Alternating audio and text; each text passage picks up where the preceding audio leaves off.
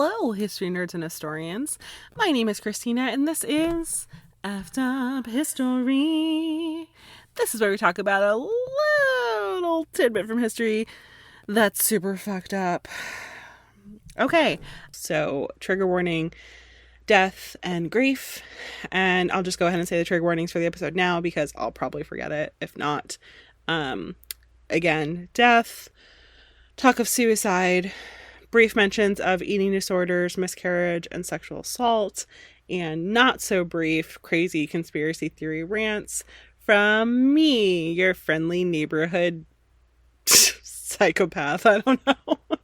I feel like a psycho after I've done this episode with my everything being what it is right now.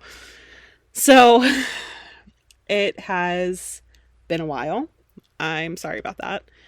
I won't go into like the dirty details and specifics about it all, but I will give you a little bit of like background and update. I had a death in my family, and then there were some subsequent like family issues that sort of arose from that, but I was expecting it, and of course I'm sad, and of course like I really miss them a lot, but she was sick for years, and when she died, because I was with her when she died, the first thing that I felt was relief, and then the sadness hit me, because while I was so sad that she was gone, it was like years of suffering, and I was just relieved, I guess, that it was over for her.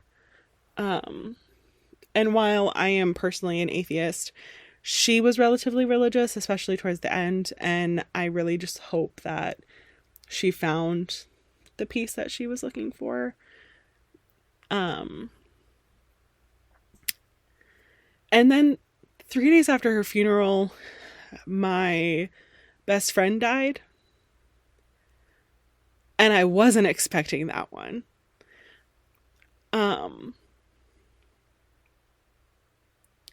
I'm the kind of person who has no issue talking about struggles with mental health or like feelings in general, because I feel like when people talk about their issues, it sort of destigmatizes it, especially in American society. Society tells us that mental illness and strong emotions are a sign of weakness, and that there's something wrong with us when we have some sort of issue, be it something that you're diagnosed with or not, or something that happens to you, or something that happens to someone else that you are impacted by. And I don't think that it's anything to be ashamed of. And I don't think that it's anything that you need to keep quiet about. So, in light of that, I'm going to say it's been really hard. And I'm really struggling. And I'm having a really hard time finding happiness and joy in all of the things that I found happiness and joy in the past. And that includes this podcast. Like when I wanted to start this podcast 1.5 years ago now, I told my husband, and then I texted my best friend. I may have even texted my best friend before I told my husband, because I thought of it while he was at work and I wanted to talk to him about it in person. She was my first listener and my first subscriber on my YouTube channel that I abandoned because podcasts are easier. But I'm probably going to start doing them again soon, because she preferred YouTube, and I think a lot of people prefer YouTube, and she kept asking me when I was going to upload on YouTube again, and I kept putting it off because podcasts are easier, and I didn't want to be bothered with like setting up lighting and doing my makeup or whatever, and she never got to see another video. And I've been thinking about that. And I'm having a hard time.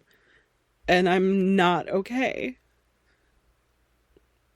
Like, I had a complete breakdown the other day because I had to water my plants. And I know that that seems stupid, but one of the things that my best friend and I bonded over was our, like, Hobbit love of all things that grow, and mushrooms, and just like eating in general, and Lord of the Rings, I guess. But every plant that I have, I got from her, or I found it in a nursery and got one for myself and one for her, or I sent her a clipping or just texted her a picture of like, oh my God, look at this beautiful plant that I got. Like, and she died on August 1st, which is a month ago today at the time of me recording it. And I hadn't watered my plants since before I left for my family member's funeral. And I was just like letting my sorrow, I guess, take over my life. And you cannot prevent the birds of sorrow from flying over your head, but you can prevent them from building nests in your hair.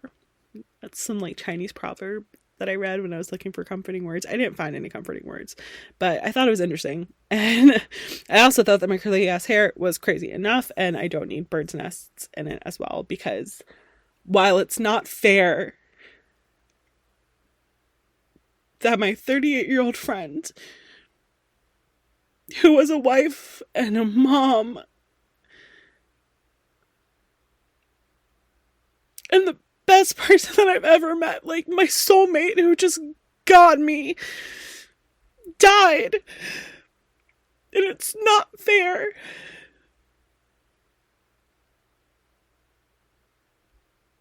But it's also not fair to let it completely ruin me. It's not fair to my husband or my son or my many, many animals or my plants or my friends or myself. And it's not fair.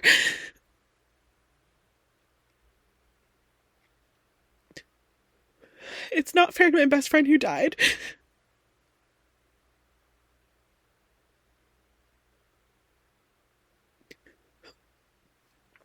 And letting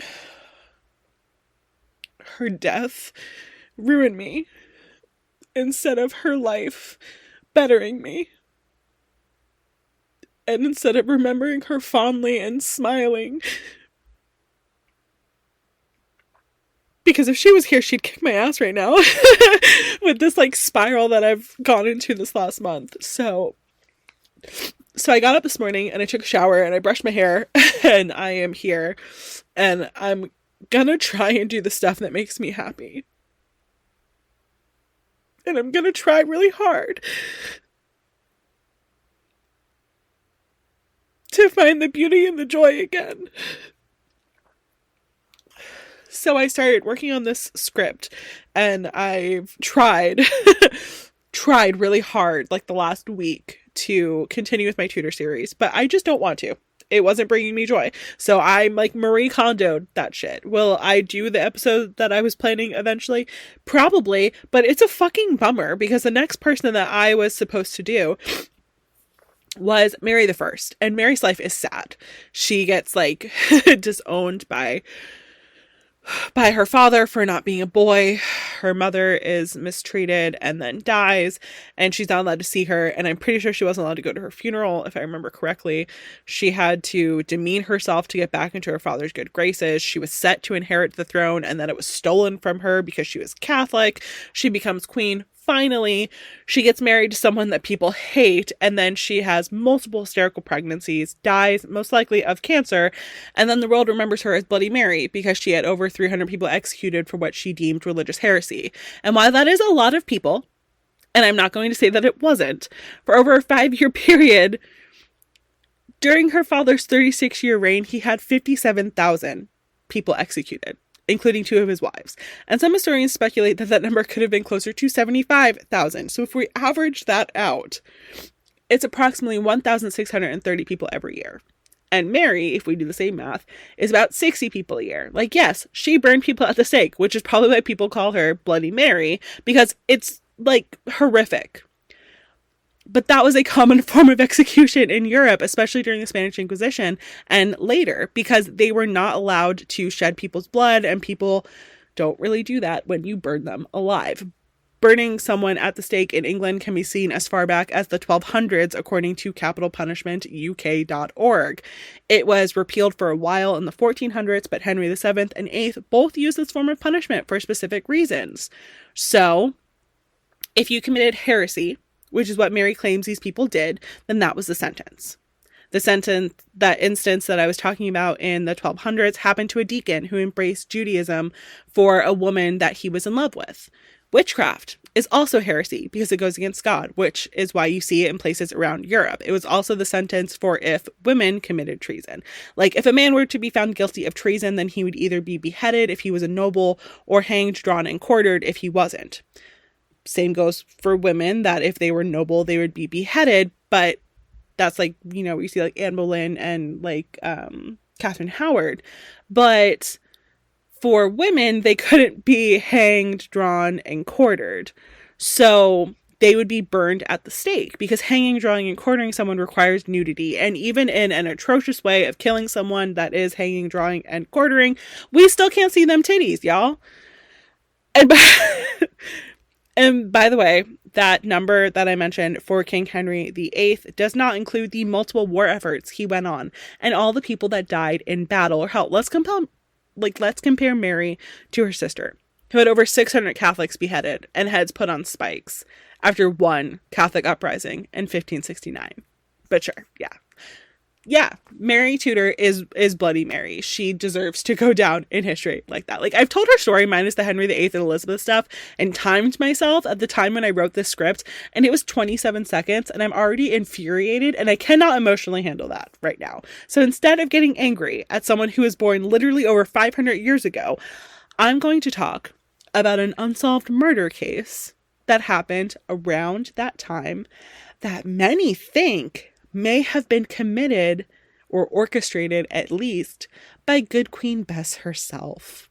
And I know that it's probably weird to hear me talk about how I'm like grieving deaths, like going through trauma right now, and I'm going to now talk about a true crime case, but I'm millennial trash who listens to true crime for fun and drinks cold brew out of a wine glass, and I shared that fucked up interest with my best friend. Like we used to joke about how stupid some of these criminals were and like the best way to hide a body. And she told me that the next time we saw each other, because she moved to another state at the same time that I moved to Salem last year, that she would tell me what her theory was about the best way to hide a body over what she's decided over her years of true crime documentaries and like Dateline episodes and stuff like that, because she didn't want it she didn't want to like message it to me because she didn't want it in writing and out in the interweb where things are there forever, because if something happens somehow and she's implicated, she didn't want that to be linked back to her. And I don't even know if she actually had a theory or if she was just like being sarcastic, but it's, again, that's kind of stuff I'm thinking about lately. And she would have loved this case, and I would have like loved to talk to her about all of these crazy conspiracy theories that surround it. So today I share with you the case of Amy Dudley, and I'd love to hear any ideas and crazy conspiracy theories that you have about this. So, without further ado, and my God, it feels like forever since I have said this, sit back, relax, and practice your oh good God, what the fuck faces.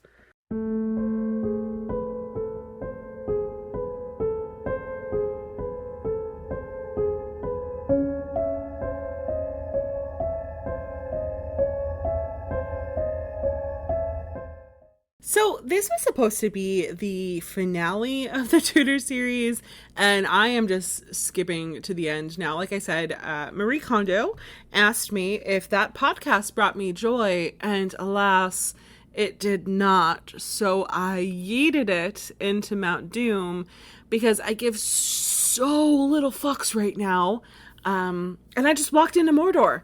But I have to say that because I skipped a couple episodes, I was planning on doing that. This is a long podcast. This script is the longest one I have yet. It is 26 pages. I did not time myself, but I'm thinking it'll be close to 2 hours. So grab your headphones, go work on some chores, fold your laundry. Seriously, just fold your fucking laundry already. We cannot keep it in a pile on the floor anymore. It's gross. And I do it too. I'm guilty. I need to also listen to my own advice. So when I quality control and listen to this podcast after it releases, I will be folding my laundry with you. Okay? It's all right. We're in this together. Okay? So, anyway, I've always really enjoyed Tudor history. It probably stems from my interest in religious studies. I am not religious. Like I said, I'm an atheist, but I find religion fascinating. In my undergrad, I was literally like one class away from being a religious studies minor. So coming with that territory is like learning about Henry VIII. And then that leads to an interest in his wives, which then leads to an interest in his children and the reign after his death, which then leads to an obsession with Shakespeare, which was probably already there before I learned about religion, but Shakespeare, which then leads to an obsession with the history of witchcraft, which then leads back to the wives of Henry VIII when you find out that Anne Boleyn was accused of being a witch by like a lot of people. Is that not the normal progression of interests for everyone? Just me and my massive ADHD brain? Okay, that's fine. That's fine. Well, in this like vortex of Tudor obsession that I've been in lately, I've been watching a lot of documentaries and like YouTube channels that specialize in Tudor history. And in watching these like channels and documentaries and stuff like that, I would sometimes see this name pop up, which was Amy Dudley, or sometimes Amy Robsart. And then I saw something that said Amy Dudley was the original staircase, which is a reference to the true crime case that was with Michael Peterson, whose wife was found dead at the bottom of the staircase, but it was kind of suspicious. So I became intrigued, and then I became obsessed with this case. And now here I am doing a series of Tudor podcast episodes about it over 3, 4, however many months it's been, and multiple traumatic events to provide some background into this case, which is honestly the one I've wanted to do all along. So I love learning about the wives. I love learning about all of the other stuff that was happening. I loved learning about Lady Jane Grey, but this is my shit. This my shit. So let's finally talk about Amy. So unlike a lot of other women that we've talked about during this time period, we actually know when Amy was born, because her father made a note of it in his prayer book that his beloved daughter Amy was born on June 7th of 1532. Her father was named John Robsart, and her mother was Elizabeth Appleyard, whose maiden name was Scott. So Amy wasn't the first child that her parents had. That's a common misconception. A lot of times when you read things about her, it'll say that Amy was an only child, and like that's only kind of partially true depending on how you look at it. So her father had an illegitimate son named Arthur, and then her mother had 4 children from her first marriage named John, Philip, Anne, and Francis. So she was not an only child. She was one of 6, but she was the only child with John Robsart and Elizabeth Appleyard. So she was the only one who inherited things from John Robsart, because his illegitimate son Arthur wouldn't have been able to inherit anything because he was illegitimate. In this time period, if you were illegitimate, you couldn't do anything.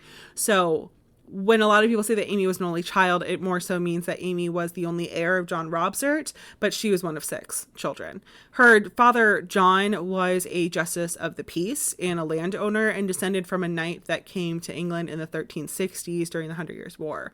So we've already kind of talked about it, but she was born at the height of the beginning of religious reform in England. And it seemed like her family was very much part of the Protestant Reformation, because in 1550, there was a Protestant preacher, Thomas Beacon, who wrote a book and dedicated it to her father John, which said that John had godly affection and Christian zeal, and so did his wife Elizabeth. I couldn't find a lot about Amy as a child. She received a good education. We know that. She was known for her excellent penmanship, that we could see that with the letters that she wrote, but also I guess as a child, she had really excellent penmanship as well.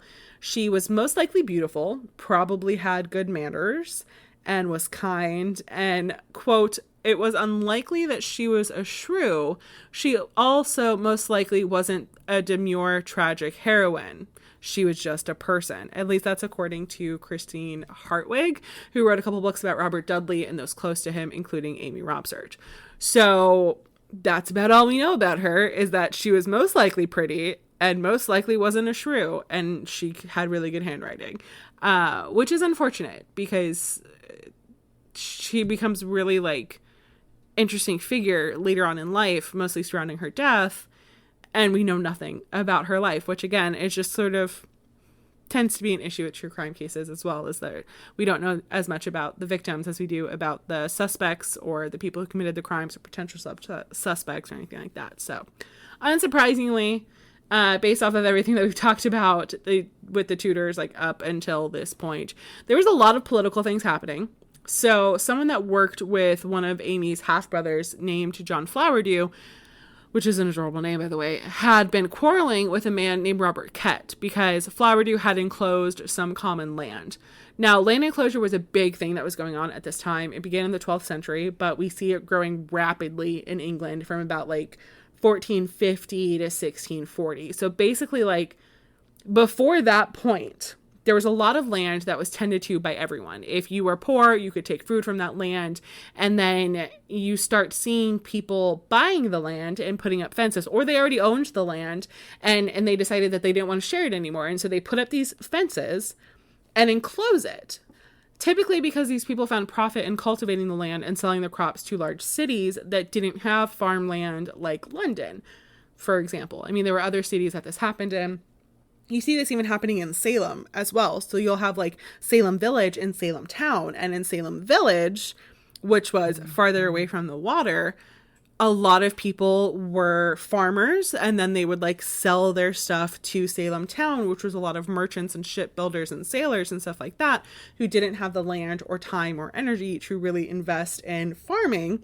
So you have people like Giles Corey who made a ton of money, but he had this large farm that was enclosed, and then there were people who would be like wandering around begging, who were extremely poor, who couldn't afford to have land or couldn't afford to live off of the land. And then you have people who were indentured servants who would get beaten to death for stealing apples because they were so poor and hungry because of these land enclosures of, this is my land, you may not trespass onto it, and all of this kind of stuff. So it's like super, super interesting. So there were other reasons as well, but in England, it's something like this land enclosure is something that is the most common. It led to a lot of issues in England. It led to wandering poor. So people who lived off the land were no longer allowed to in these areas. So they became like this nomadic class that wandered around England looking for food or land or work. And they were often beggars, like I was just talking about in Salem. So this was especially common to see starting around the time that Amy was born, maybe a little after, especially when there was a large population increase in England. To, again, link this to my area of research, there are some people who think that this is a later contributing factor to the witch trials in England. Oftentimes people who were targeted as witches were these wandering poor and beggars for a slew of reasons, which I can do a whole episode about at some point if there's interest, because I have a research paper all about this kind of stuff that I have done and that I am working on trying to get published, which would be super cool. But issues that this directly led to in Amy's life was a rebellion against what they called the importunate lords. So this uprising was against Flowerdew, led by people like Kett, and in August of 1549, there was this big rebellion. It was pretty much started when Kett had asked Flowerdew, like, hey, could you please tear down your fence? And before Flowerdew could even do it, Kett just ripped it down himself. And he felt that Flowerdew and people like Flowerdew were taking advantage and were being really like inconsiderate to the people who lived in the town. And it led to like almost an outright war, to the point where in August of 1549, an army was sent to deal with this. And it was led by John Dudley, who at the time was the Earl of Warwick. But he later becomes the Duke of Northumberland, and he becomes like a really big advisor to Edward VI and all of that stuff. We've talked about him in the last episode. And when John Dudley came to sort of squash this rebellion that was happening, he brought two of his older sons with him, 18-year-old Ambrose and 17-year-old Robert. And they stayed with the well-respected Justice of the Peace, Sir John Robsart. So John Dudley had more children than this. From what I Googled, he had like 12 or 13 children, including one that was very important to the Lady Jane Grey story that we talked about last time, Guildford Dudley, who had married Lady Jane Grey later on. But this is a few years later, and at this point of the story, Guildford was only about 14, so too young to go to war. But Robert and Ambrose were not. And then less than a year later, Amy and Robert Dudley get married. And it seemed like it was a love marriage. Like, yes, they were both children of well-respected families, but William Cecil, who was a very close advisor to Queen Elizabeth, said that this was a carnal marriage, beginning in joy and ending in mourning. And in 1557, Robert Dudley had gone to war, and Amy was like in charge of their estate and stuff like that. And the letters that she wrote have been intensely analyzed. And there are lines just about how distraught she was and how worried she is about him. And it really did seem like they loved each other. So they were married on June 4th, 1550. But the rumors and conspiracy theories just began like at the get-go in their relationship, because absent from this wedding, notably, was Robert's father, who was believed to have possibly been recovering from an attempted poisoning. So Robert, after they got married, he was a member of Parliament. He later became Chief Carver and Master of the Buckhounds. And then in 1551, he became Master of the Privy Chamber to Edward VI. This was following Robert's father, John Dudley, which we already kind of talked about, Duke of Warwick, Earl of Warwick, whatever he was. Then becoming the Duke of Northumberland. He overthrows Edward Seymour, and on and on and on, right? Just go back to last episode if you've forgotten it. We've talked about all of that. Now, Amy moved around a lot. From what I've read, Amy was not able to inherit any land from her parents until they both died. That was something that was in John Robsart's will, that when he died, it wouldn't go to Amy, it would go to Elizabeth Appleyard first, and then when she died, then Amy would be able to inherit a lot of stuff. And then because Edward VI wasn't married, the English court was a very male-dominated one, because there wasn't a queen or queen consort to lead women in the court. So the court of Edward VI was really not a place for women at all. According to one source that I read, Robert Dudley actually went with a small army to arrest Mary after Jane Grey was proclaimed queen. But obviously, even if that was the intent, it's not what happened at all. Robert Dudley was actually the one who was arrested by Mary's followers with 4 of his brothers. But Amy and her sisters-in-law were able to visit their husbands for conjugal reasons, because it's important to continue the species, especially when infant mortality was so high during that time, like we've talked about. They were all lodged in the same room while they were imprisoned, so I question, like, the privacy of these conjugal visits. But I mean, orgies are fun, I suppose, especially when you don't know if you're going to be executed for treason the next day. But what was not fun was when Lady Jane Grey and her husband were both executed, which we talked about last time, so I'm not going to go over again. And then soon after that, Amy's father John died, and then Robert Dudley was attainted by Parliament, which meant that he lost his possessions and rights of inheritance, which put them in a really bad spot. Although Queen Mary was not heartless, even though history calls her Bloody Mary and describes her 5-year reign as the Reign of Terror. But she wasn't heartless because she allowed Robert and Dudley to inherit property when Robert's mother died in 1555. And then the Dudleys, mainly Robert, started joining in on courtly activities. Eventually, these attainder was removed. And then in 1557, he was well respected enough in court to exchange gifts on New Year's with Queen Mary herself. So he was getting very close to her. And then he got very close to the next queen as well. Like, bedchambers right next to each other, kind of close, if you catch my drift.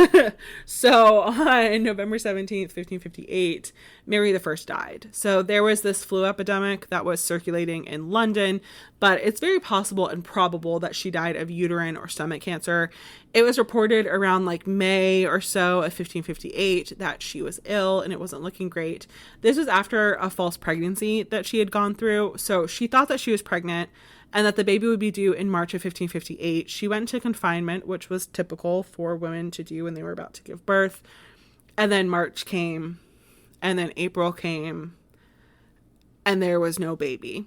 And it's most likely because of her probable cancer, or perhaps if it wasn't cancer, it was a very large cyst that she had. Mary continued to be ill, and it was clear at this point that she wasn't going to have any children of her own to inherit the throne. She wouldn't continue England on being like a Catholic country or anything like that. And she had to figure out who the succession was going to be, and it was decided that it would go to her sister Elizabeth. a note, since I skipped Mary for now. When she died, Mary's husband, Philip, said that he felt a reasonable regret about her death.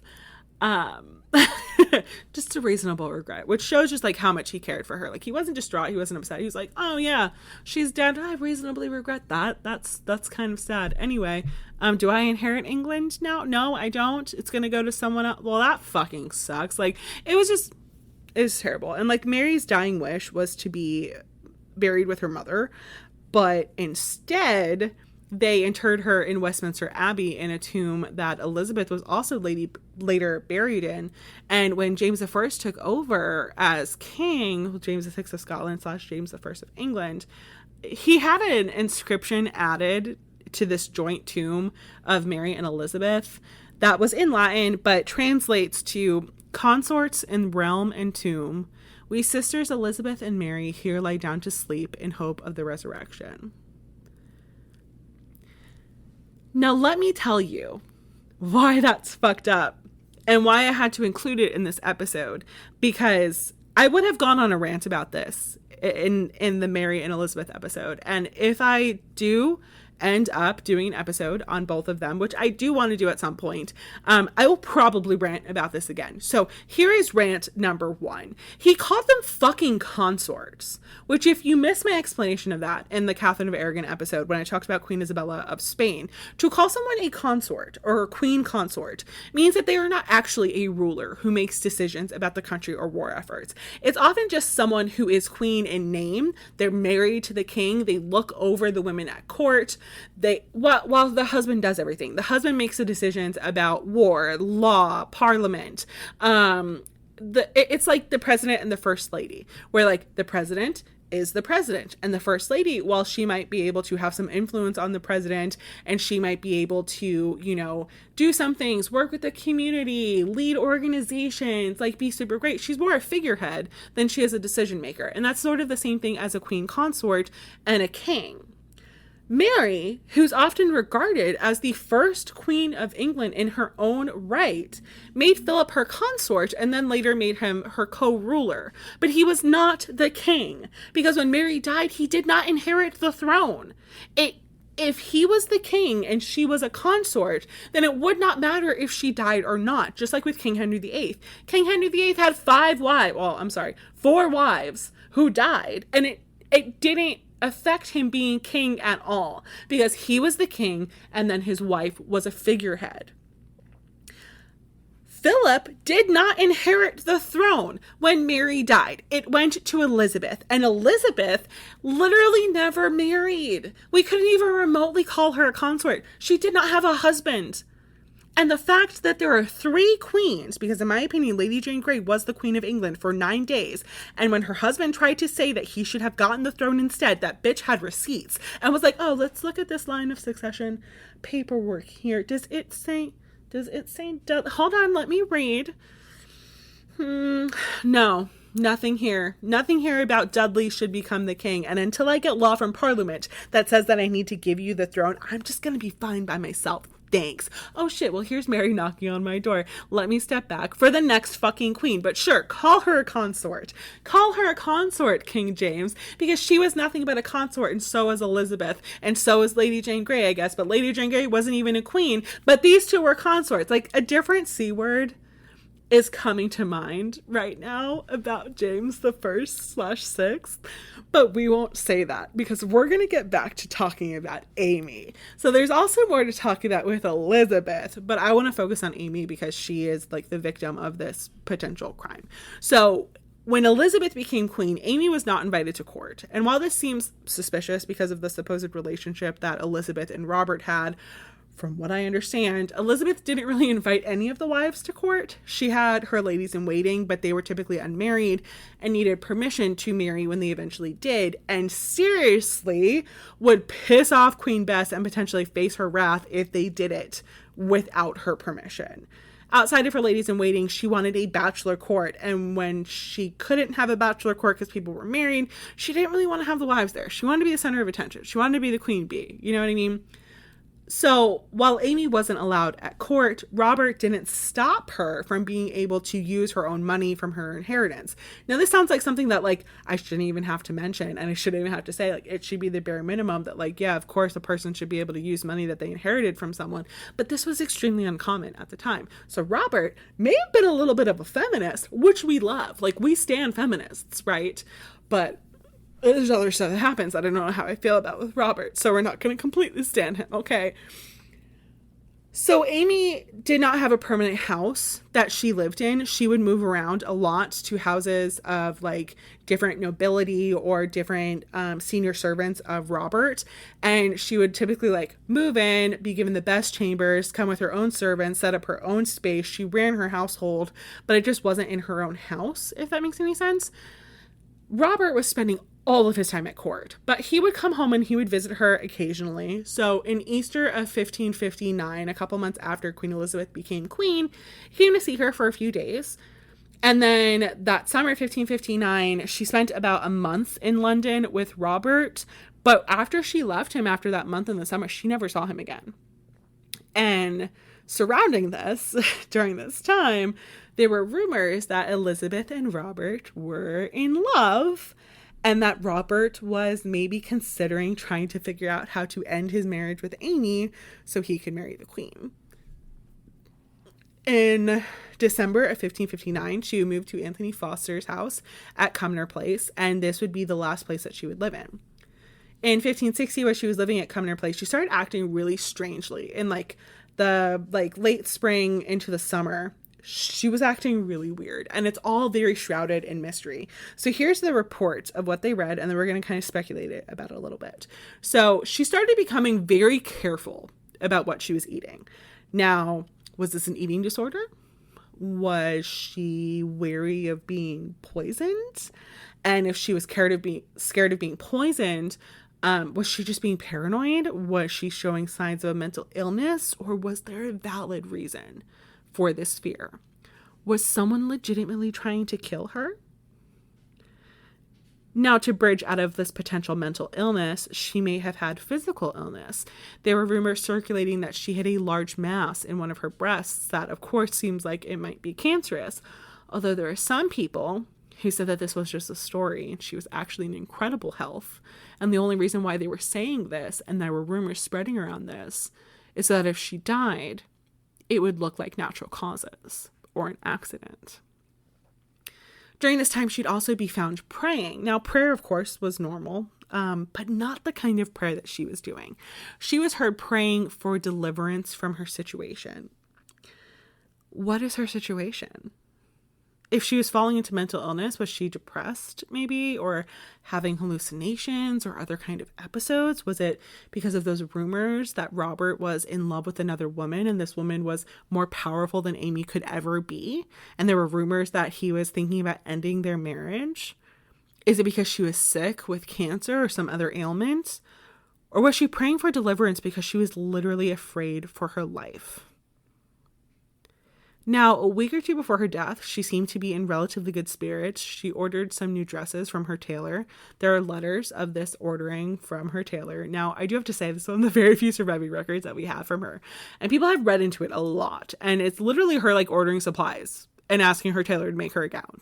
That was similar to the one that he made her before. It doesn't show a deep look into her psyche or, like, disproves one thing or another. We'll talk about it a little bit more when we go into the theories. But I mean, it's a letter that you would just, like, write to your tailor during this time, but that is some evidence that we have. So on September 8th, 1560, almost 462 years ago to the day, Amy wakes up early before the sun rises, and she's in a fucking mood. She is angry and short with her servants, and then she dismisses them. She tells them all to leave and go to a fair that's nearby about 2 miles away. Now, today that doesn't seem weird, right? Like, it doesn't seem weird to wake up on the wrong side of the bed and then just be like, I want to be fucking left alone. Like, I had a bad dream last night, or I woke up and I slept wrong on my neck and there's a crick in it, and I just don't want anyone to talk to me today. I want everyone to leave me alone. Please just get out of the house and go about your own business and leave me the fuck alone. Like, that's not something that should be weird, but that is a very 21st century way of thinking. It was really weird for that time because women, noble women, were never alone. And men, noble men, were typically never alone either. And one of her servants tried to sort of fight her on this and tried to be like, are you okay? Like, that's not something that we do. Like, are you sure you want us to leave like this? And she like literally fought her on this. And Amy was finally successful after like much issue in getting all of her servants to leave.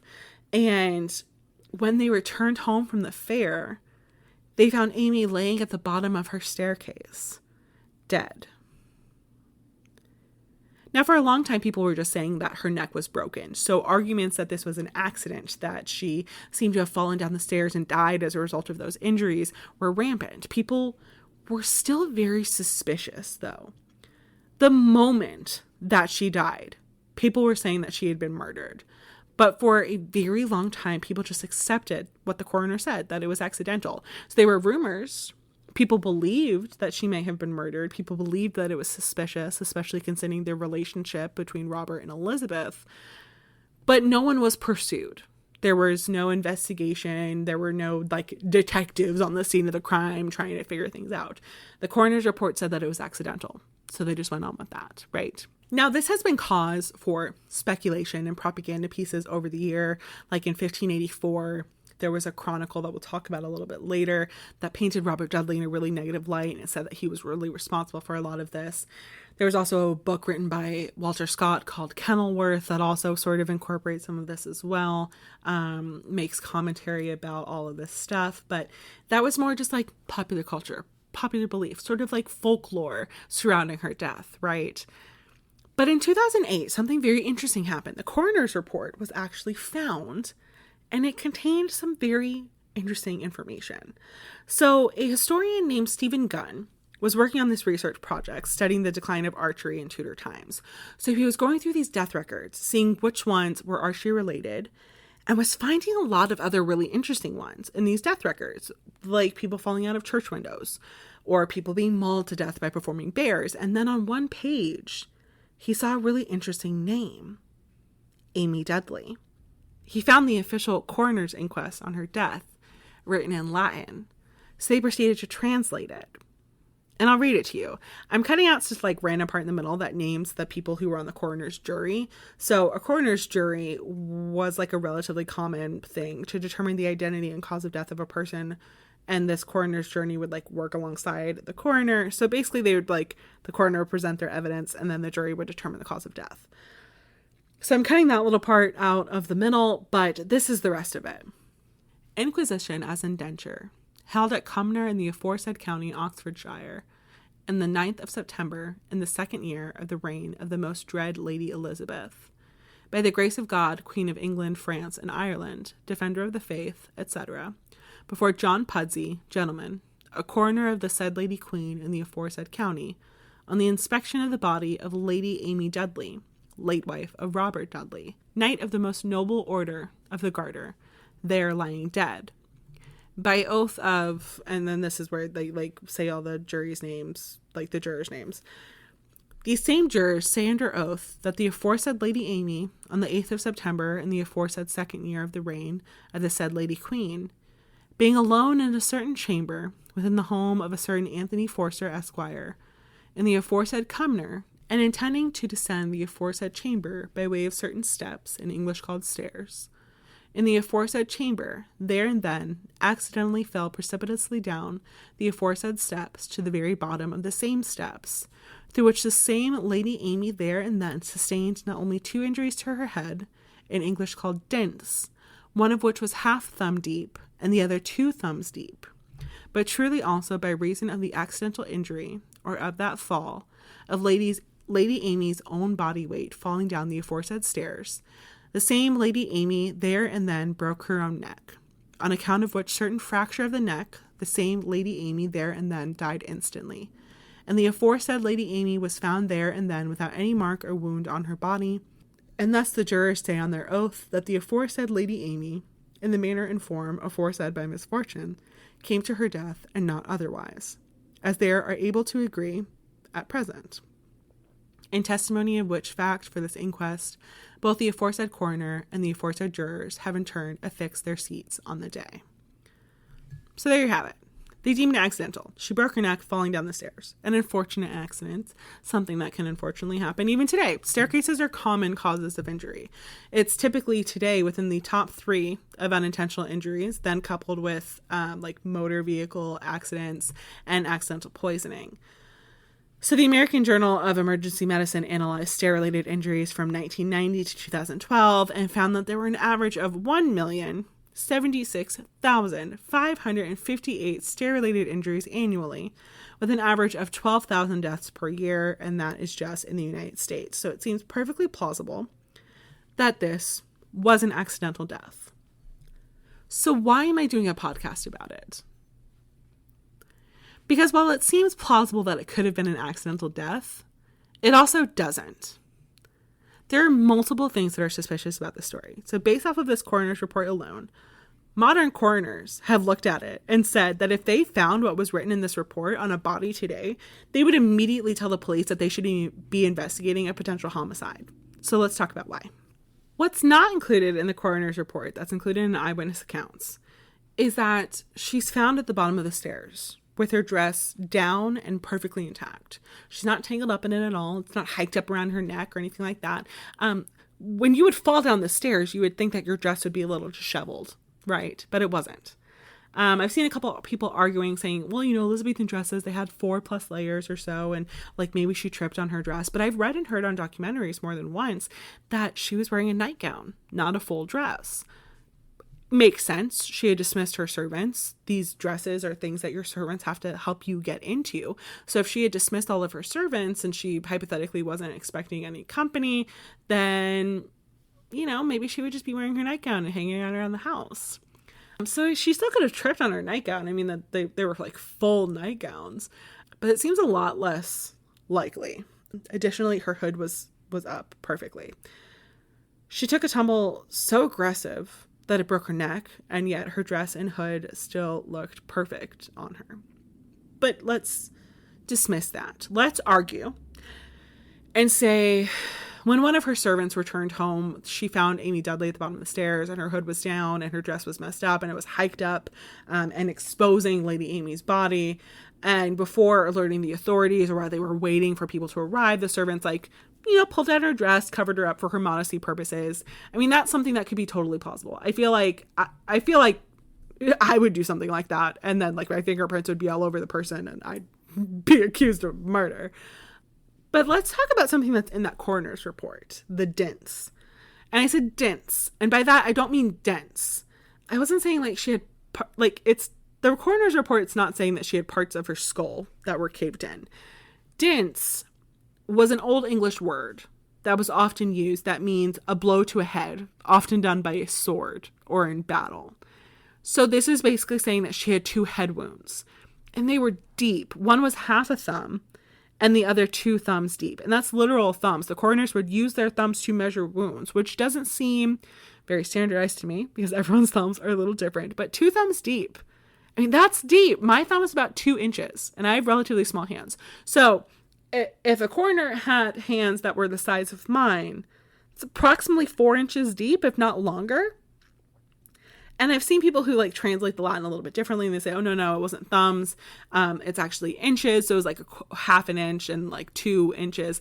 But that still would have penetrated her skull. That's like a mace or a spike. That's not just from hitting your head on the stairs, unless this is a medieval torture chamber or a house belonging to H.H. Holmes.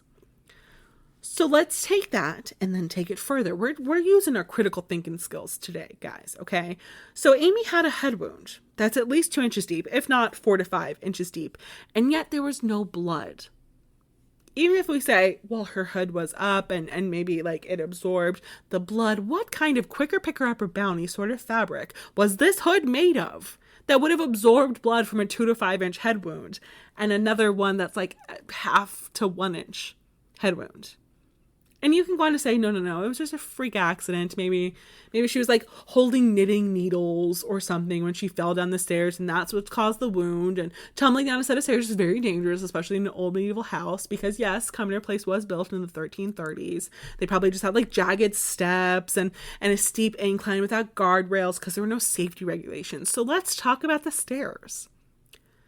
So the staircase is now gone. Cumnor Place was torn down in 1810, and it's now a graveyard, which is fitting. But there are archaeologists who looked at the models and records and a sketch that was done of the house in 1805 before it was torn down. And then they like used this and extrapolated information based on other houses in the area that would have been built similarly to figure out exactly what this house would have looked like and where she would have been staying. And then they took this information and they passed it on to architects who were able to take this sketch in 1805 and like the plans and all this stuff and digitally recreate what Cumnor Place looked like, and specifically what the staircase would have looked like. So the staircase is a 12-step staircase. Okay. I'm going to try and describe it as best as possible. Okay. Maybe I'll put a picture on my Instagram or something and you can see it a little bit better, but I'm going to try and describe it. Okay. So it's a 12-step staircase that is sort of like a spiral staircase. So you step onto the staircase and then there's a 90-degree turn. And then you do like 1 or 2 steps and then there's a landing, and the landing leads to a 90-degree turn. And then there's 2 steps and another 90-degree turn. And then there's 6 steps that are just the rest of it. Right. And then you're on the bottom level. And the 2 90-degree turns that I'm saying that aren't the landing are not full steps. They're like right triangles, you know, so they're incredibly narrow on one edge and they're really wide on the other edge. This is a dangerous staircase. The architect that was imaging this on one documentary that I was watching even said this is a remarkably dangerous staircase because of these sharp turns, and it most likely would have been rough stone, if not sharp or jagged edges, because again, this is a medieval house. They wouldn't have like necessarily sanded down all the edges sometimes, right? And it could have, even if it was originally sanded down, it could have just been over time become jagged and sharpened as people go. Maybe parts of it broke off or anything like that, right? But this model also shows that there was a dividing wall between the 2 sets of stairs connected by this landing of 4 on top and 8 on the bottom. That would have made it impossible to fall from the top of the stairs all the way to the bottom. She could have fallen from the top of the stairs, gone through that first right angle, and then hit the dividing wall. And hitting the wall could have broken her neck, but also would have stopped her momentum. And even if she then rolled a little bit more, she would have most likely been found on the stairs rather than at the bottom of them, because she wouldn't have been able to go through that next angle to then go down the last 6 steps, right? And the bottom 6 stairs are not the weird right angle ones. They're just normal stairs. So she would have been killed by falling down 8 steps. She would have had to have lost her footing on that first right triangle sort of step after the landing, and then fallen down 7 more.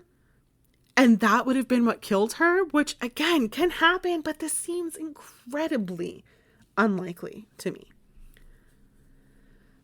But perhaps some people have argued that maybe if she actually had cancer, maybe her bones were a little bit more brittle, or maybe like a freak 1 in a million accident, she hit a stair just right. But I don't think that's what happened, because again, those dints are really weird. So maybe it wasn't an accident. A big theory is that maybe no one else was involved. Maybe Amy dismissed her servants that morning because she was intending on killing herself. So let's look at it through that lens. If this is not something that you want to hear, please skip ahead. Take care of your own mental health. We will be talking about self-harm for a moment, okay? It's not a very long segment. We'll pretty much just be analyzing what we've already talked about, but we will be talking about self-harm with this result in mind. So let's start by talking about the evidence that it could have been a suicide, okay? Amy was said to have been extremely distraught in the months leading up to her death. She was heard praying for deliverance. She was so distraught that one of her servants allegedly asked her outright if she was suicidal. She was not in a good mental place.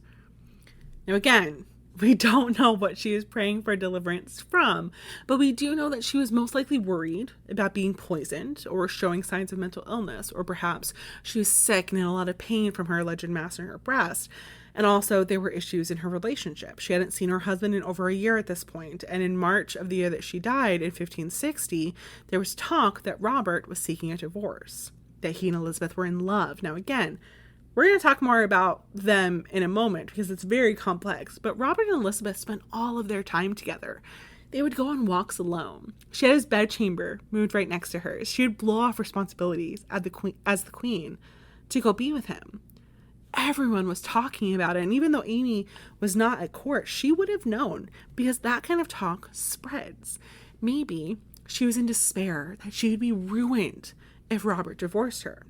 So there are many, many reasons why, more than 13 reasons why. We'll, of course, never know what her actual mental state was, but there are many reasons why maybe this is what happened. So those are the reasons that support it, that she was maybe in that mental state to inflict harm upon herself. But personally, I don't think that that was the case. First off, Amy was a very Protestant woman, and suicide was not looked on in a positive light. The view of suicide during this time was extremely, it was extreme. They were believed to have been possessed by the devil, and they wouldn't have been buried in a cemetery. They wouldn't have gotten any rites or anything like that.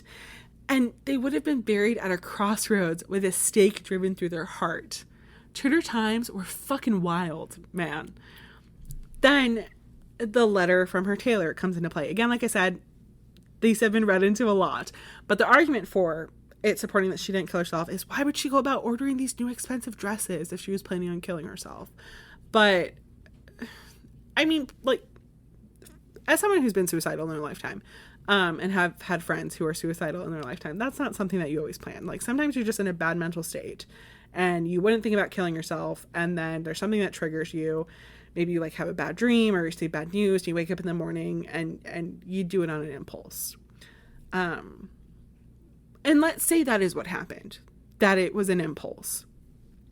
If she was going to kill herself, why would she choose to do so by way of staircase?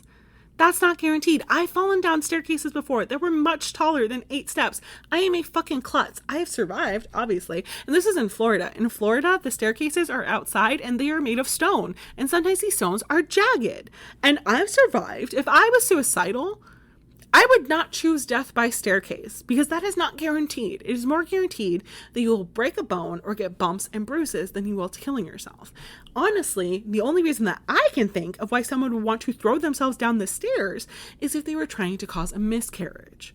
So let's speculate on that. Again, if this is not something that you want to listen to, skip ahead. It will not be a long section. This is not a theory that is presented by any historian. This is not historically founded in any way. There is not any evidence that would support this theory or disprove this theory. But I watched Crossroads with Britney Spears in it at far too young of an age, and I know that if a pregnant woman falls down the stairs, she could very well have a miscarriage. So let's speculate wildly. Maybe Amy heard that Robert was potentially having an affair with Elizabeth and was thinking about divorcing her. Maybe Amy found a lover of her own.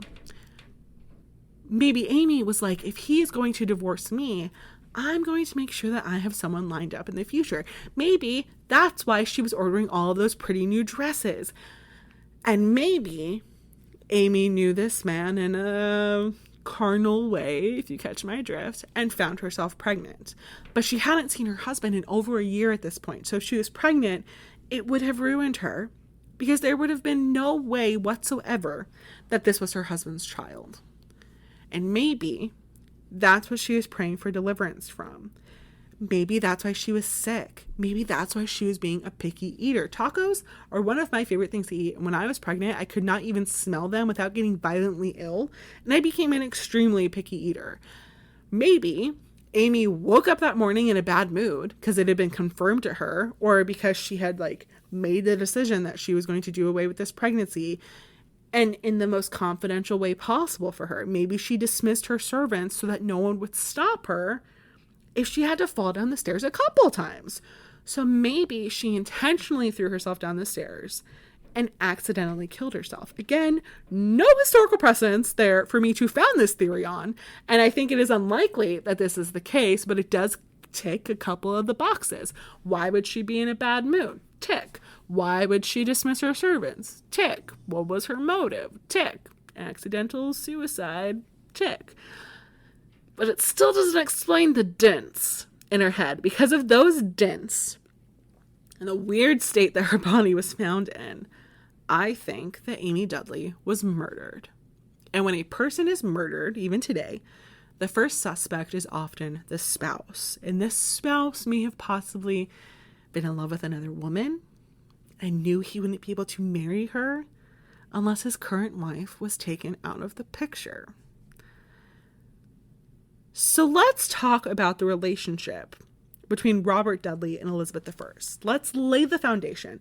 Let's figure out this like snapped style potential motive, okay? So Robert was born June 24th, 1532, and Elizabeth was born September 7th, 1533. So they were very close in age, and they knew each other growing up. Some people even speculating that they were childhood friends, right? Their lives even sort of like followed similar trajectories in a way. So Robert Dudley's grandfather was a man named Edmund Dudley. He was executed for treason by Henry VIII, which at times put the Dudley family in a negative place with Henry VIII. But there were also times that they were in good graces with him. At the end of his life, John Dudley, Robert's father, became a very trusted advisor to Henry VIII. And then we see a similar back and forth with Elizabeth and her father. Sometimes she was in good graces. Other times she was a bastard of a woman who committed treason and was executed for it. The Dudley family was very close to Edward VI. John Dudley became the main advisor to him, and Elizabeth was very close to Edward. It was said that when their father died, they found comfort in each other, that they had a good relationship.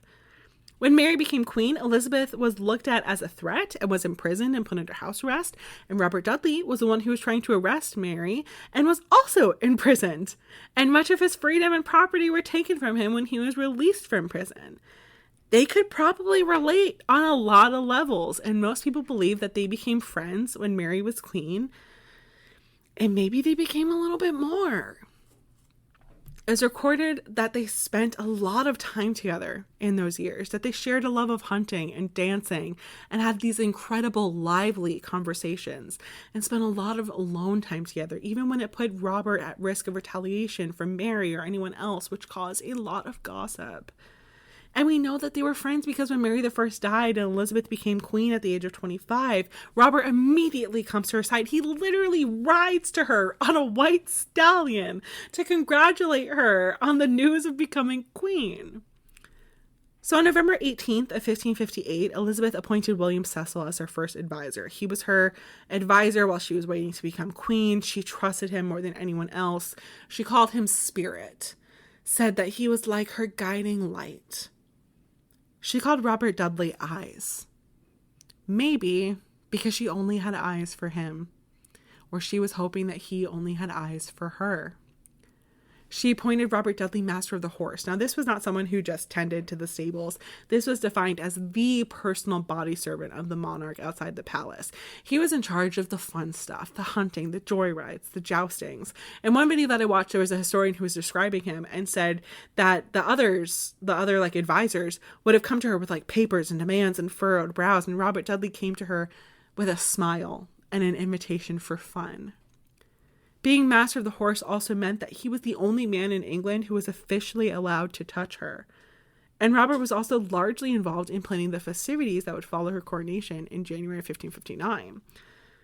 Robert was more and more involved in court, and he was spending a lot of time with the Queen and wasn't spending a lot of time with his wife. In April 1559, it was reported by a Spanish ambassador that he was in such favor with Queen Elizabeth that he could do whatever he wanted to, and that the Queen visited his chamber day and night, ending his report by saying, quote, "People talk of this so freely that they go so far as to say that his wife has a malady in one of her breasts, and the Queen is only waiting for her to die to marry Lord Robert herself." He was also the only one that Queen Elizabeth showed any interest in, and some historians say that he was essentially her surrogate husband. She was reported as acting like a young woman in love. So then the question comes, were they actually having an affair, or were they just sort of emotionally cheating? So the Spanish and Austrians, they gossiped a lot. In spring of 1560, she told the Spanish ambassador that she couldn't meet with him because she was ill. But the Spanish ambassador found out later that Queen Elizabeth had gone to watch Robert Dudley play tennis. Elizabeth, like I said, had his bedchamber moved next to hers. Elizabeth would keep letters and portraits of him in a locked desk next to her bed. I read at one point she was ruffling through her desk trying to find something for an official, and he saw a picture of Robert Dudley that she had in there, and this official asked if he could borrow it to show his wife or whatever, and she refused and said it was very special to her, and she only had that one copy of it, and Robert Dudley was standing in the room with her, and the official was like, why do you need a portrait of him next to your bedside when he's literally standing right here? It's kind of weird, lady. But she kept these letters and portraits of him in this desk next to her bed until the day she died. Robert was spending an extreme amount of money trying to woo Elizabeth. They were reported reading together, hunting together. They would whisper together in hidden alcoves. People were saying that they were having an affair, that they secretly married, which would make him a bigamist, or that they had had a child together and that child was hidden away because it was illegitimate, because they weren't married, and it would be quite the scandal if the queen had an illegitimate child. Not so much if a king has an illegitimate child, but a queen, People were imprisoned because of this gossip. One woman named Old Mother Dow of Brentwood was jailed when she said, quote, "My Lord Robert hath given her majesty a red petticoat," which means that he had taken her virginity. So it seemed that it was common belief that they were having an affair. And it seemed that the evidence that they were having an affair could have been quite strong, although on her deathbed she swore that though she loved him dearly, nothing unseemly had ever passed between them. But in those early months, they were very much acting like a courting couple. So much so that people wondered how she would ever accept someone else's proposal. And there were a lot of proposals. Suitors were circling Elizabeth. Even her former brother-in-law, Philip II of Spain, proposed to her in 1559, which she, of course, rejected. But, see how everything went with Catherine of Aragon? I wonder if she would have married him. Could the same thing have happened where because he was married to her sister, it could have been seen as incest? Or was this only for men who married their brothers' wives? I'm genuinely curious. I'm not being an asshole in saying this. I'm genuinely curious about this alternate timeline. Could people say that he was committing incest still? I feel like yes, right? Right? I mean, the main reason why he proposed was because he was trying to keep a hold on England and keep it Catholic, which would not have happened with Elizabeth at all, especially because it seemed like she was so in love with Robert Dudley. There was just that pesky problem of his wife. And then, like I said, in March of 1560, there were rumors that Robert was thinking about divorcing her. In September, William Cecil, there's a letter written by the Spanish ambassador that said that he met with William Cecil and that Elizabeth and Robert were thinking of destroying Lord Robert's wife. And perhaps that's why Amy was being so cautious about her food. Maybe she was worried that Elizabeth and Robert were trying to poison her, and then she was found dead at the bottom of the stairs. Almost convenient, it seems. And everyone was looking at Robert. So did he do it? Let's lay out the evidence. So obviously there's another woman in the picture. Elizabeth was the most powerful woman in England, and the Dudleys historically were power-hungry people. If Robert Dudley were to marry Elizabeth, there were a couple options of ways that it could go. He could become king consort, coordinated high-up official, run a lot of court, but really kind of like a figurehead, help make decisions, but Elizabeth would be regent, right? Potentially, though, Robert would be father of a future monarch. He would help continue the legacy, which would put him in an amazing position, just like it put queen consorts in amazing positions with their husbands. Now, Amy and Robert didn't have any children, but that wasn't because there was any issue with Robert, because later on, spoiler, he does have children. Now, best case scenario, if Robert and Elizabeth were to marry, Robert would become co-ruler of England, just like Philip was made co-ruler. Now, in March, around the same time that he was apparently saying that he was seeking out a divorce, he's also quoted to have said that if he lived another year, his life would be a very different position, or his life would be in a very different position. Now, is this because he was confident that he would be granted a divorce? or because his wife was sick, or because he was planning on killing her.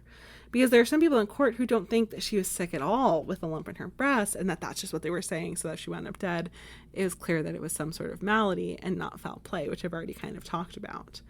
And then there was that comment by William Cecil that they were trying to destroy her. Also, Elizabeth's birthday is September 7th, and this happened on September 8th. Was this like a fucking birthday present to Elizabeth? Like, did she blow out the candles and then Robert was like, Elizabeth, what do you wish for? Oh, I can make that happen. Like, I'm just saying.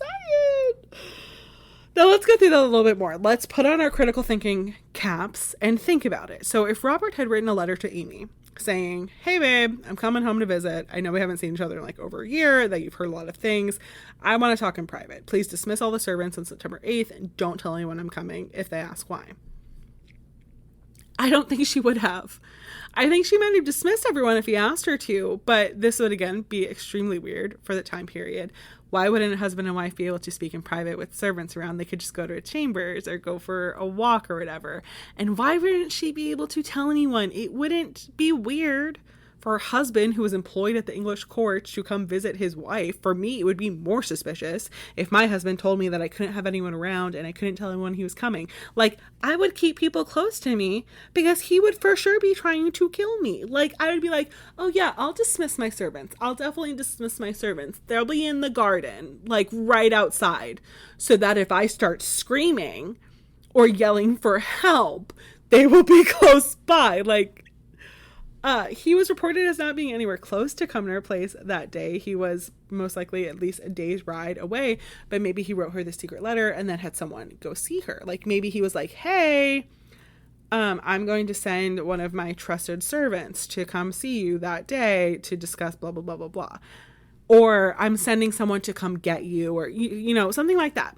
Robert Dudley was known to have people close to him that would do anything. It was said that they would go into the streets with dagger in hand if needed or demanded by him to do. One such man was a man named Richard Verney, or sometimes Richard Varney, depending on the source that you read. Now, he was someone who was very close to Robert Dudley and Amy Dudley. Amy stayed at his house at one point when she was moving around. So she was living in Hertfordshire with a man named William Hyde for about 2 years. But during the summer of 1559, was apparently becoming worried that she was being poisoned. So she moved to Verney's house, and then later on that year, she went to Cumnor Place. So this was someone who she was familiar with, she was comfortable with, she potentially trusted. He'd even given her gifts. Robert Dudley's account book says that Verney had sent Amy 2 pairs of hose by way of a servant. Now, one source that names him as a potential suspect is called Leicester's Commonwealth. So this was a pamphlet that was published anonymously by Catholic exiles in 1584, and it is a complete character assassination of Robert Dudley. It has every single piece of gossip surrounding Dudley, and it paints it as fact. It says that he's a serial killer, that he's an extortionist, and that he's just an outright criminal. But just like we talked about with Nicholas Sander and what he wrote about Anne Boleyn, this was all propaganda. This is later accepted as fact in historiography by historians, and it's just not true.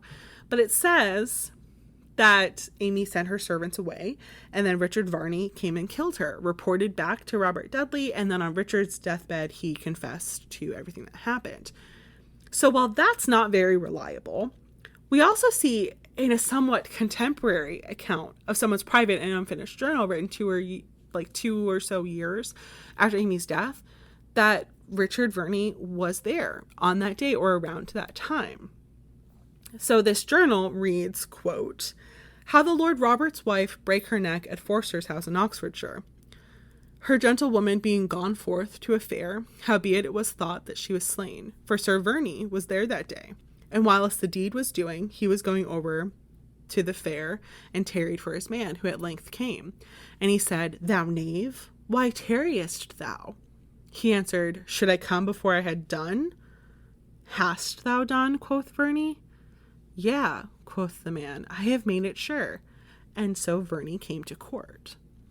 So this account says that Sir Richard Verney went to the fair that was 2 miles away from Cumnor Place, had a servant with him who went and killed Amy, then reported back to Richard, who then returned to court. Super suspicious. And then there's Amy's funeral. So about 2 weeks after her death, her funeral was held. Robert Dudley spent the equivalent of like £100,000 on this funeral. He spared no expense. There were black linens that were draped on every wall of the church, literally from floor to ceiling. There were wax tapers everywhere. And even though, like I said, he spared no expense, it was the picture of a devoting husband and something that a loving husband would do for his wife.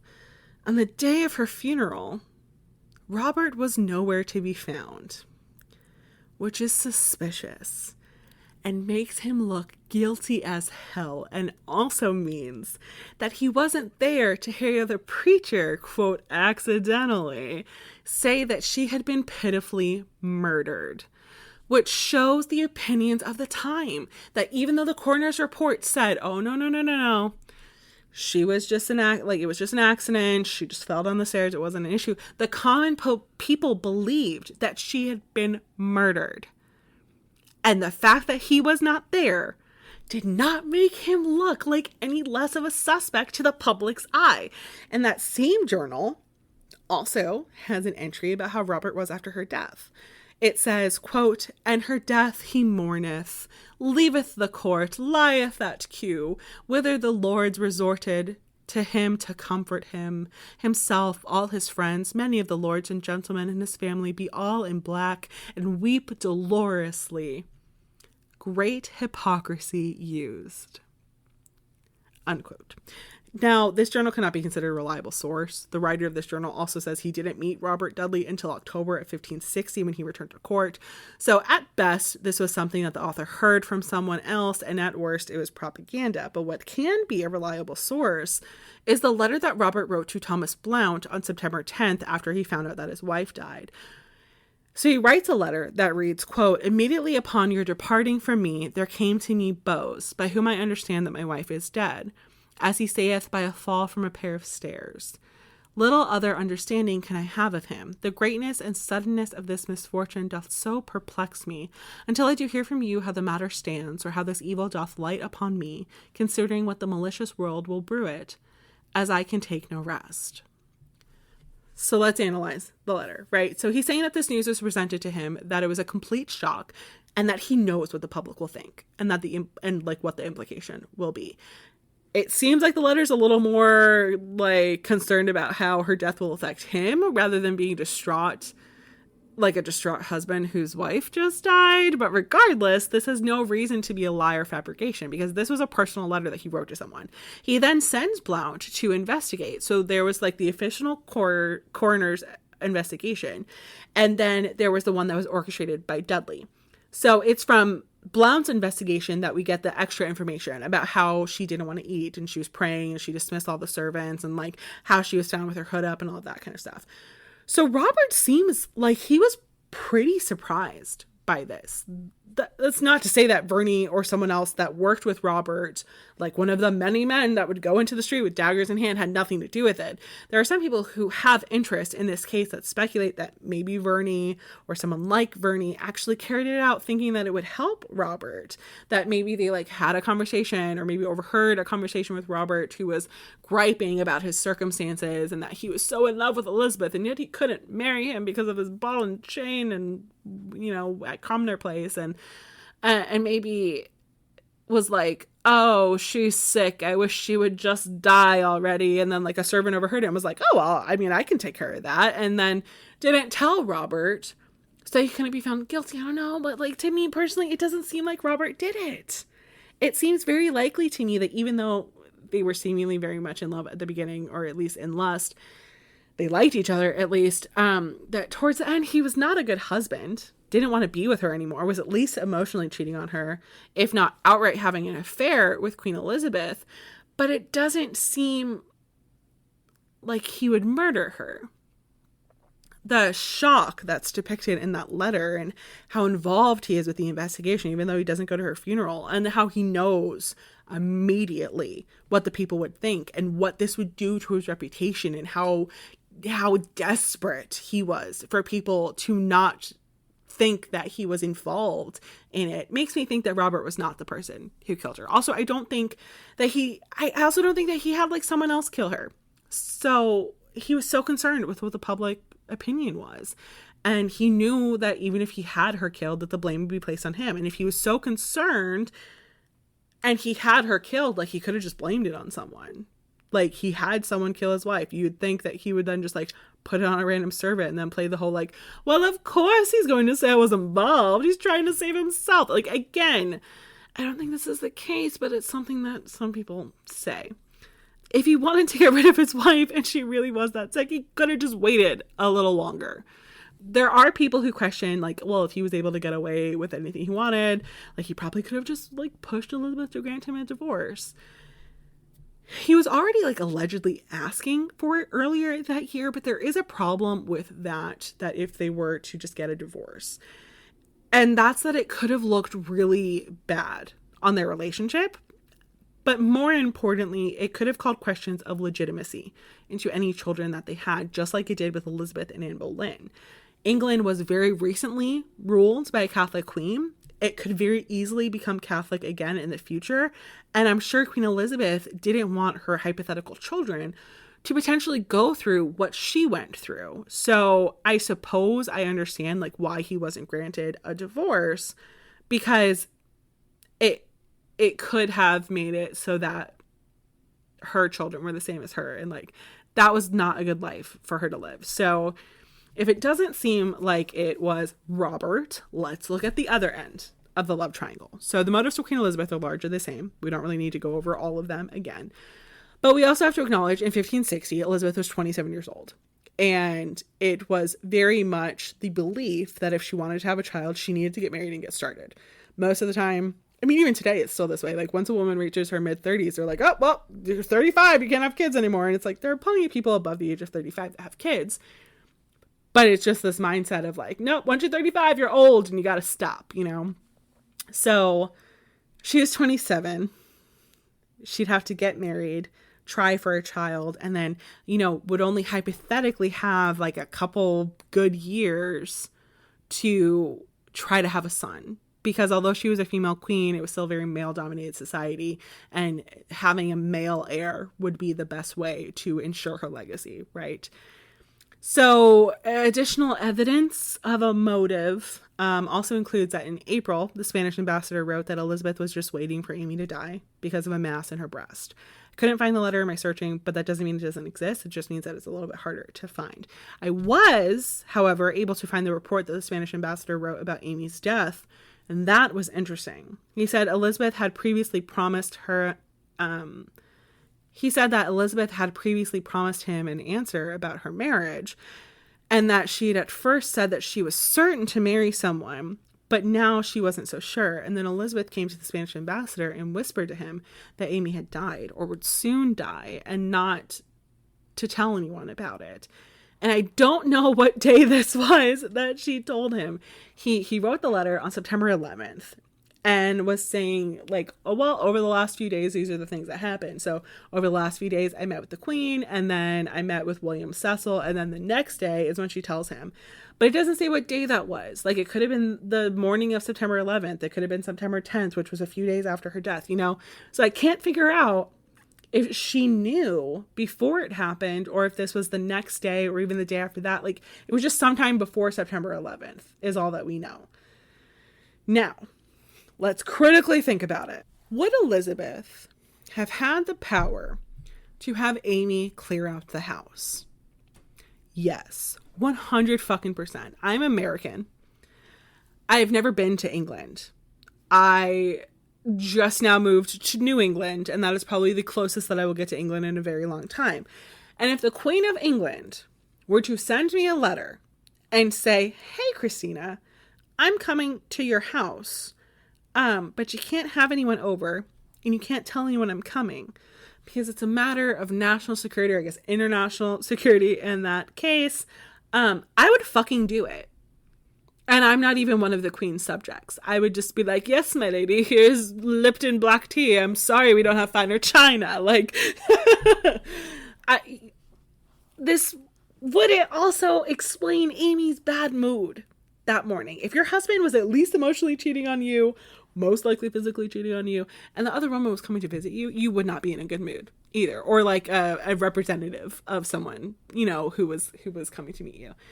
Now the next question is, would Elizabeth do this? Would she be the kind of person that would eliminate a love rival? Yes, I think she would. She was an extremely jealous woman. Like I've already talked about, she didn't like having wives at court.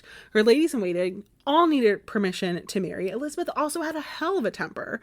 She was recorded once stabbing one of her servants in the back of her hand with a fork after the servant allegedly didn't serve her well as dinner.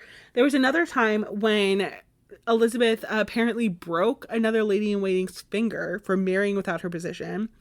And also, Elizabeth was responsible for the death of a lot of people during her reign. Now, would Elizabeth have done this and kept it a secret? Probably. The YouTube channel Reading the Past with Dr. Kat, which is one of my favorite YouTube channels. She's an early modernist who just talks about all of this stuff, and she's so intelligent, and I just want to be her friend. She talks about a letter that Elizabeth received when Mary was still queen from Sir Thomas Wyatt that said that he was planning a rebellion, planning to kill Queen Mary and put Elizabeth on the throne, and she never told anyone. Plus, being a queen, there were a lot of things that you keep from people. But with that evidence laid out before us, I don't think that Queen Elizabeth did it either, because if she killed Amy Dudley or had someone kill her because she wouldn't have gotten her hands dirty like that so that she could marry Robert Dudley, then why didn't she marry Robert Dudley? It wasn't for lack of trying on his part. She refused his proposal multiple times. Now, I understand refusing to marry him like right after this happened in 1560, but there are records of him asking her 15 years later in 1575. That is long enough for everything to blow over and her to accept it if she wanted to marry him. And yet she refused, and he married someone else in secret. So if it wasn't Robert and it wasn't Elizabeth, then who else could possibly gain anything from Amy Dudley's death? There's one person that comes to mind. Elizabeth's spirit. The man that advised her on everything, who helped her make decisions that were good for England, not necessarily good for her, but good for the realm. William Cecil. I know, it seems random. What would be the motive for him to do this? Well, ladies and gentlemen and non-binary friends of the jury, William Cecil hated Robert Dudley. He hated him as a person. He didn't want him to become master of the horses. When she was trying to appoint Robert, William Cecil was actually like, actually, advisor here, like first advice that I'm giving you as queen, you shouldn't make him master of the horses. Instead, you should make him an ambassador and send him to Spain and let them know that you're queen. And Elizabeth was like, nah, I literally always need Robert Dudley to be near him. She literally called Robert Dudley her dog because he was always by her side and followed her around like a little puppy dog. Cecil did not trust the Dudleys. Robert's grandfather, father, and one of his brothers, if not two, I can't remember, were executed for treason. He felt that these people were power hungry and would do anything it took to get to the top, including marrying the queen. But do you really want someone from a treasonous family to rule England? Additionally, Robert Dudley was taking a lot of power away from William Cecil, and he was finding himself in a terrible position.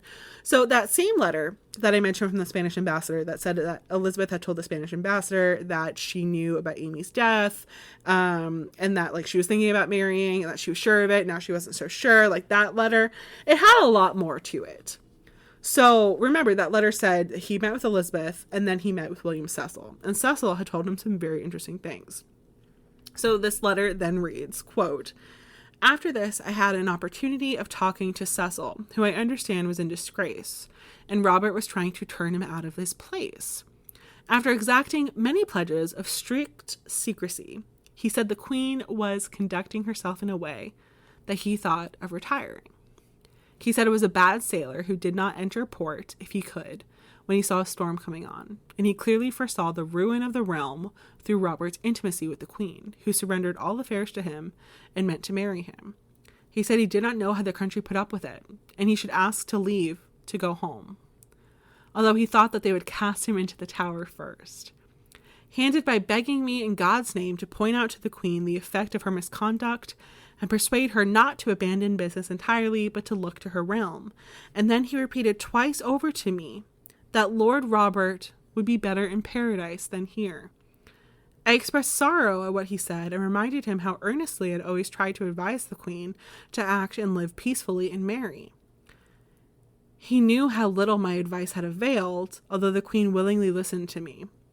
I would not tire of well-doing, but would take the first opportunity of speaking again. He ended by saying that Robert was thinking of killing his wife, who was publicly announced to be ill, although she was quite well, and would take very good care that they did not poison her. He said surely God would never allow such a wicked thing to be done.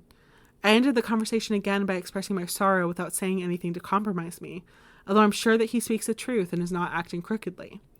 And then it's part of, and then it's a part of the letter where he tells the Queen, says about the Spanish ambassador about Amy's death and blah, blah, blah, right?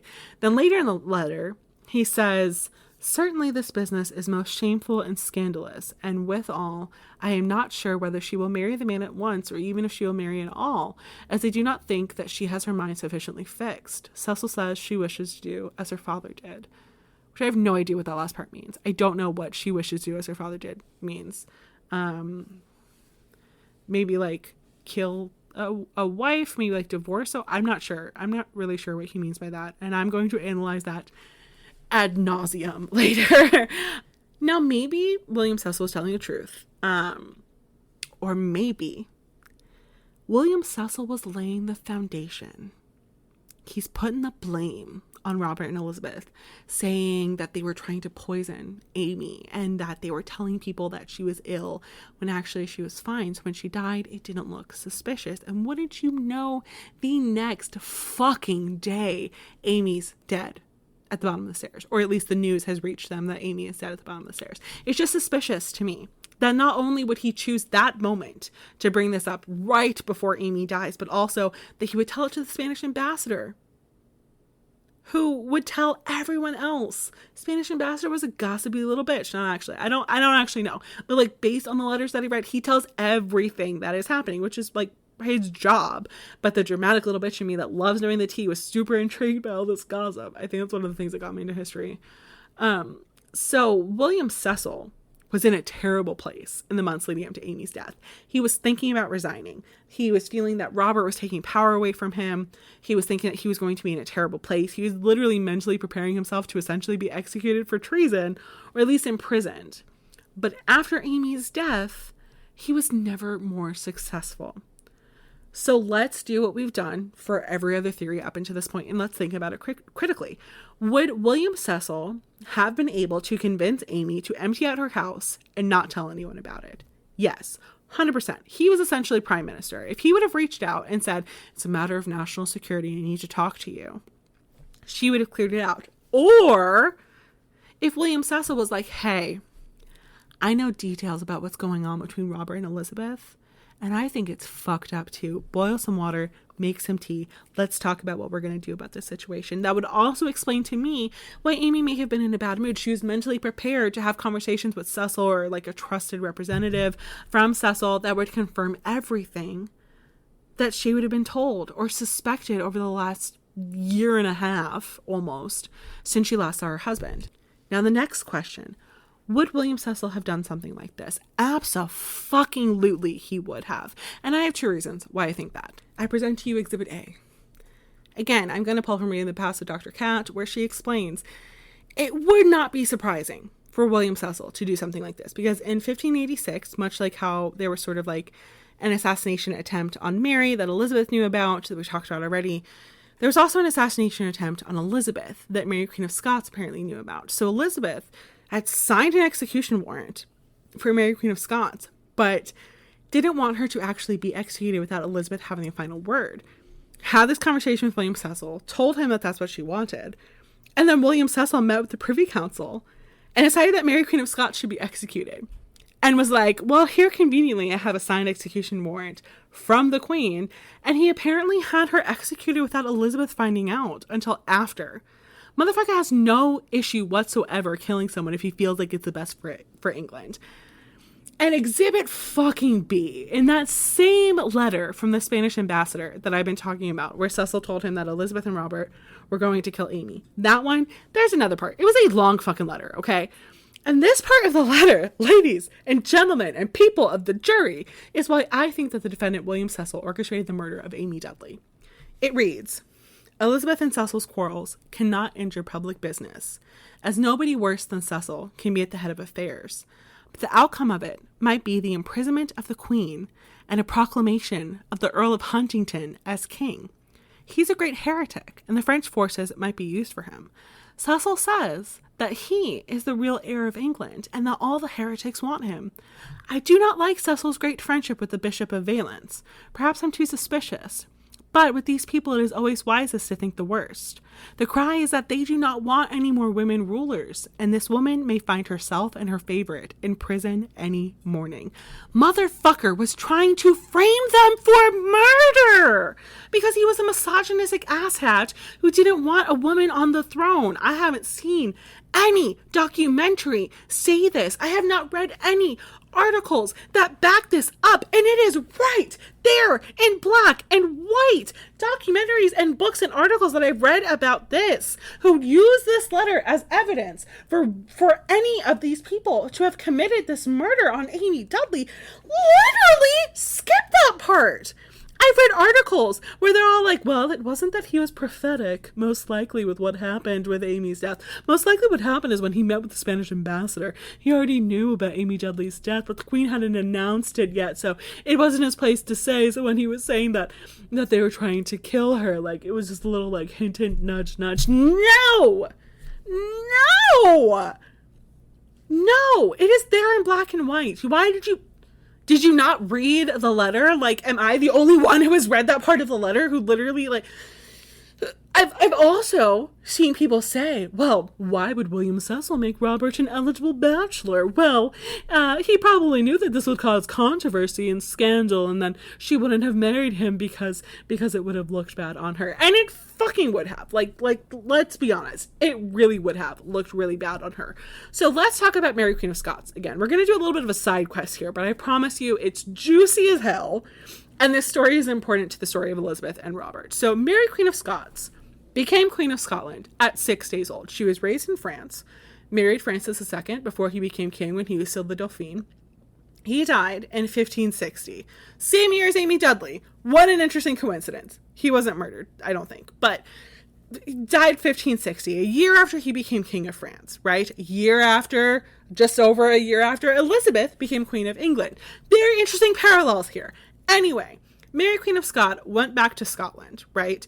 And on July 29th, 1565, a few years later, she married Lord Darnley. Lord Darnley wanted to be king, so she gave him the title. She made him co-ruler, but she refused to give him more power than herself. He wanted to be king, and she was like, excuse me, hi. There's been literally 5 days of my life in which I wasn't the queen. Like, I'm not going to give it to you. You can be a co-ruler with me. We can have conversations. But I'm not just going to, like, give you my crown. And Lord Darnley was a violent and vindictive man that is described by many historians as having classic signs of narcissism. So on March 9th, 1566, not even a year after they've gotten married, Mary Queen of Scots is heavily pregnant, right? So she's having a nice little dinner in her private chambers with some friends and her secretary, David Rizzio, when 80 men storm the palace, including her husband, Lord Darnley. Darnley enters the room first and is like, hey, babe, don't worry about this. Just stay calm. We're just here with 80 of our men and we're all armed to the teeth. And then a man named Lord Ruthven walks in and is like, David Rizzio has offended your honor, my queen. And she's like, okay, well, if he has, then we'll take him before Parliament and they'll take care of it. And Ruthven was like, nah, we're going to take care of it right now, and draws a dagger. And so David Rizzio is literally hiding behind Mary Queen of Scots. Her husband, Lord Darnley, grabs Mary Queen of Scots And David Rizzio is stabbed multiple times right in front of her, dragged from the room where he is stabbed a total of 56 times, and then thrown off the staircase below. So if it wasn't the 56 stabbings that would have killed him, he would have died from impact in this giant fucking castle. And Mary could not do anything about it because not only was she heavily pregnant, not only was she being held by her husband, but they were literally holding a pistol to her head.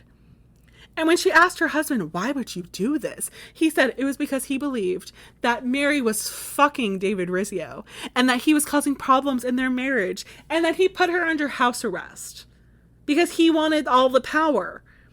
But she ended up seducing him and being able to escape. And then less than a year after that, on February 10th, 1567, Lord Darnley has been sick. He either had smallpox or syphilis and was recovering.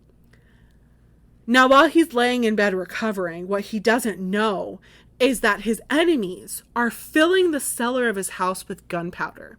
And that night, they blew up the fucking house. And the next day, Lord Darnley's body was found. But his death was not a result of the fire, but being strangled and stabbed to death, most likely before the bomb was set off. And the main suspect was the Earl of Bothwell. About 2.5 months later, on April 24th of 1567, Mary's traveling to Edinburgh when she's met by Bothwell and 800 men who tell her, like, dude, there is danger ahead. You cannot go. People are mad about something. They're going to try and kill you. You can come back to my castle and I will protect her. Right? So while she's there at his castle, he apparently told her, like, I was actually just kidding. Now you can't leave. And then he apparently violently raped her so that she would be forced to marry this man who's believed by everyone to be behind Lord Darnley's death. And she married him on May 15th, which was only a week after he divorced his wife.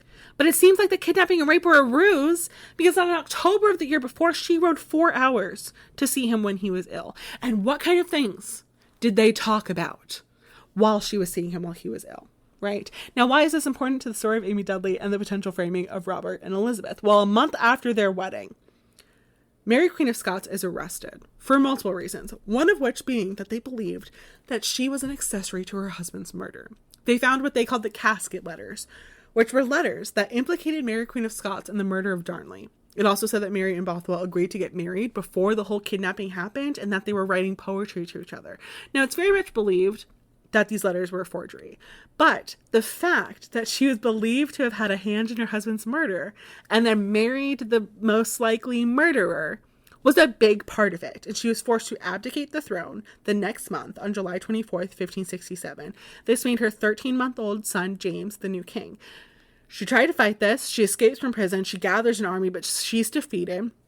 She flees to England to ask Elizabeth for help, where she's put under house arrest, and then later believed to be involved in assassination attempts. And that brings us back to Exhibit A.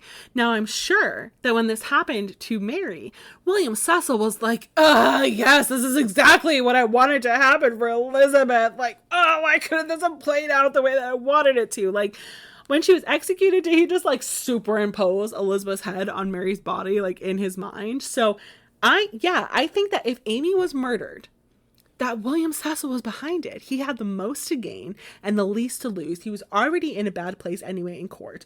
And really, other than being arrested and executed, he couldn't go anywhere but up. And his fortunes and standing were better than ever after Amy died. Now, again, at best, in his opinion, she would have been arrested, probably tried for murder, and executed. And at worst, what happened with Mary, Queen of Scots would have happened. And I almost feel bad for Elizabeth because she trusted William Cecil more than anything. And if we're to believe the letter from the Spanish ambassador, Cecil wanted her dead. And really, the Spanish ambassador doesn't have any reason to lie about that unless the Spanish ambassador was the one who had Amy Dudley killed. Okay, so let's think critically about... I'm just kidding. We're done with the theories. Now, Elizabeth and Robert continued to be close. She still always wanted him at her side. She even offered him at one point to arrange a marriage between him and Mary, Queen of Scots, before the whole like Darnley debacle happened, but only on the terms that they would agree to live in English court with her, which of course like did not happen. Like, Queen of Scotland would not live in England. She gave him Kenilworth Castle in 1563. He spent a crazy amount of money to make it a wonder house for her entertainment. In 1564, Robert Dudley is given the title of Earl of Leicester. In 1565, he proposes to her quite publicly at Christmas, but Elizabeth refuses. So Robert leaves court and was gone for a little bit until she demands that he return. But when he returns, he starts this secret affair with Lady Douglas Sheffield, who he had an illegitimate son with in 1573, which Elizabeth was not happy about when she found out about it. And in 1575, he proposed to her again. So she visited him at Kenilworth and stayed there for 19 days, which was the longest that she stayed at any house while she was traveling. And he spared no expense. He set off fireworks. He put on shows. He had a garden created for her.